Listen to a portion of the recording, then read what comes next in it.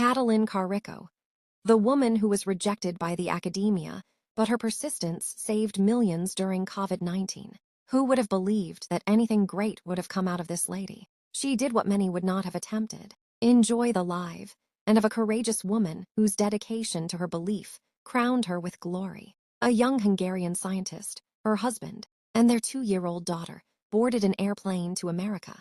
Hidden inside the child's teddy bear was 900 pounds. It was everything they own, smuggled out of communist Hungary after selling their car on the black market. Her name is Katalin Karikó. She was 30 years old. She has a PhD in biochemistry, and she believes, almost alone, that messenger RNA could one day teach human cells how to fight disease. It was a knowledge that gave her setbacks in torrents, but she was unfazed. She has no idea that 4 decades of rejection lie ahead.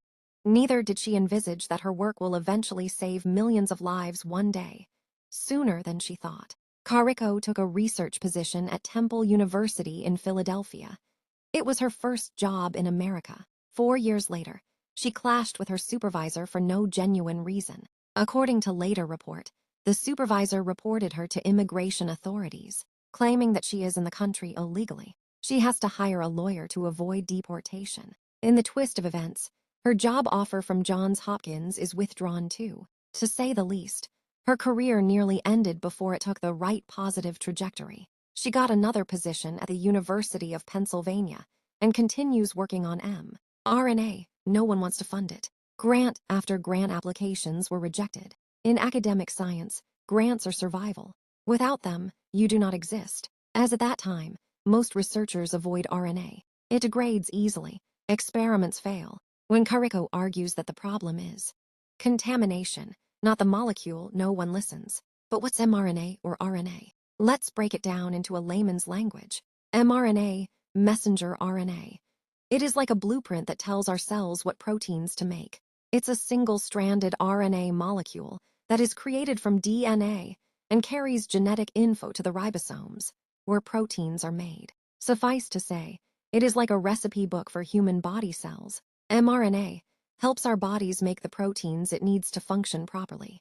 It's a crucial part of how our cells work, and scientists are using it to develop new treatments and vaccines. By 1995, University of Pennsylvania gave her an ultimatum: abandon mRNA or accept a demotion off the tenure track. At the same time, she was diagnosed with cancer. Her husband is stuck in Hungary because of visa problems. The future she worked toward nearly slipped away. She chooses the demotion. Her salary dropped below that of her own technician. She was demoted again and again, 4 good times in total. She nearly began to doubt her very self. Was her idea and project of no use, or was she simply is not good enough in her chosen career? She thought deeply about leaving science altogether. Have you subscribed to this page? Kindly do now. Then, in 1997, she meets Drew Weissman at a photocopier shop. They start talking. Weissman is trying to develop an HIV vaccine. Karikó informed him that she can make any mRNA he would need. He listened. That alone set him apart. For years, they worked in near invisibility. No funding, no prestige, no interest from major journals, no media mention, but they kept going anyway. In 2005, they had the breakthrough they desired. They discovered how to modify mRNA so it does not trigger the immune system to destroy it. One small change, one decisive insight. Suddenly, mRNA become usable for vaccines. They submitted the paper. Nature rejected it. Science rejects it. It was eventually published in immunity articles and largely ignored. In 2013, Karikó is pushed out of the University of Pennsylvania. She was then 58 years old. No American university wants her. She took a job at a small German biotech company called BioNTech. For years, she commutes between countries, still running experiments at her own expense, still believing.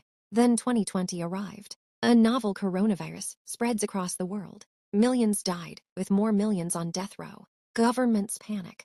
The world needs a vaccine faster than any vaccine that has been made by man. And the mRNA technology, every scientist rejected, every funding rejected and dismissed by the academia, become the solution. The Pfizer BioNTech and Moderna COVID-19 vaccines are built on the mRNA platform Karikó spent her life refining. The first mRNA vaccines ever approved for human use. They saved millions of lives. When she learned that the trials worked, she celebrated alone by eating an entire box of chocolate-covered peanuts. On October 2nd, 2023, Katalin Karikó and Drew Weissman are awarded the Nobel Prize in Physiology or Medicine. She is not a professor in the academia. She never climbed the ladder she was told mattered. She was demoted, dismissed, nearly deported, and repeatedly told her work was worthless. When asked how she endured it, her answer was simple. She did not crave recognition. She felt successful because she was doing the work she believed in. Rejection did not mean she was wrong. It meant she was early. She kept going not because she expected a Nobel Prize, but because the science mattered. And when the world needed it most, it was readily available. She carried everything she owned in a teddy bear. She was told to stop. She did not. And the world survived because she was obstinate about her dream.